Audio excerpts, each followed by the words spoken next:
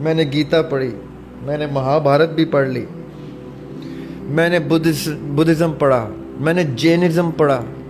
میں نے کہا یار میں سب پڑھوں, جوڈزم تو ہمارے لیے واجب ہے پڑھنا, کرسچینٹی تو واجب ہے, میں وہ بھی پڑھوں جو منع ہے.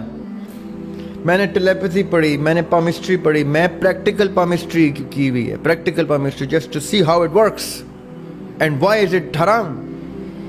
میں نے ہر وہ آکلٹ سائنس میں اپنے یہ بال سفید کیے ہوئے ہیں کہ اگر آپ مجھ سے پوچھیں گے تو میں آپ کو میری جو میں کتابوں کی ذکر کر رہا ہوں ان کتابوں میں یہ سارا مواد میں نے لکھ چھوڑا ہے کہ تمہیں کیا کیا کتاب پڑھنے کی اب ضرورت نہیں, تمہارے بھائی نے یہ کام تمہارے لیے کر لیا ہے, اس میں کیا کیا چیز ہے جو کام کیا وہ لے لو, باقی کو پڑھنے کی بھی ضرورت نہیں. یہ میرا فرض سمجھ کے میں نے کر دیا. اب میں آپ کو بتاتا ہوں یہ جتنی سائنٹیفک ڈس آرڈرز ہیں اس کا ایک علاج قرآن نے اتنا خوبصورت دیا ہوا, اور وہ آیت الکرسی. اچھا,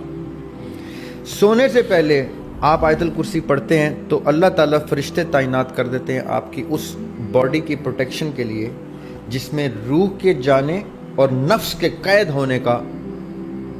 پروسیس واجب ہو جاتا ہے فرشتوں کے لیے کہ اب ہم کھڑے ہیں دربان بن کے,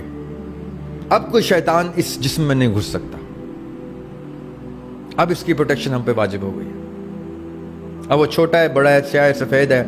ماں ہے, بیوی ہے, بچہ ہے, عورت ہے, جو ماؤں کو ریکویسٹ ہے اپنے بچوں کو آیت الکرسی سکھا دیں اور ان سے کہیں کہ چاہے تم دن میں سو یا رات میں سو, گھر میں سو یا ہاسٹل میں سو یا دوستوں کے گھر سلیپ اوور میں سو, ایک کام کر لو کہ تم نے آیت الکرسی پڑھ کے سونا ہے. اس سے کیا ہوگا, جو غیر ضروری پرابلمز جن کو اسپلٹ پرسنالٹی ڈس آرڈر تک کہتے ہیں, جن کو اسکیزوفرینیا تک کہا جاتا ہے, یہ اتنی بڑی سائنس ہے, یہ کبھی ہم پھر کسی اس کے اوپر بھی سیر اصل گفتگو کر لیں گے. اس کے سد باب ہو جاتا ہے from the very source of sleep جب آپ آیت الکرسی پڑھ لیتے ہیں. اس کے بعد آپ کا بچہ بڑا جو بھی ہے وہ سلیپ پیرالسس بھی نہیں دیکھے گا انشاءاللہ, وہ سلیپ ایپنیا بھی نہیں دیکھے گا انشاءاللہ. میں سلیپ ایپنیا کا پیشنٹ رہا ہوں. اچھا, اور اتنا شدید پیشنٹ رہا ہوں کہ مجھے اس کا ماسک تک منگوانا پڑ گیا تھا بھائی سے امریکہ سے کہ اس کا ایک ماسک ہوتا ہے وہ پہن کے آپ سوتے ہیں, کیونکہ وہ نیئر ڈیتھ ایکسپیرینس ہوتا ہے, اس میں سانس بند ہو جاتی ہے اور آپ چھلانگ مار کے گرتے ہیں, سانس کی طلب میں آپ بھاگ رہے ہوتے ہیں پاگلوں کی طرح, سانس نہیں آ رہی ہوتی. پھر میں نے جب اللہ تعالیٰ کی طرف رجوع کیا اور کلام میں پاک پڑھنا شروع کیا, میں نے کہا کہ دیکھوں تو صحیح کہ ایسے کیا معاملات ہیں جس میں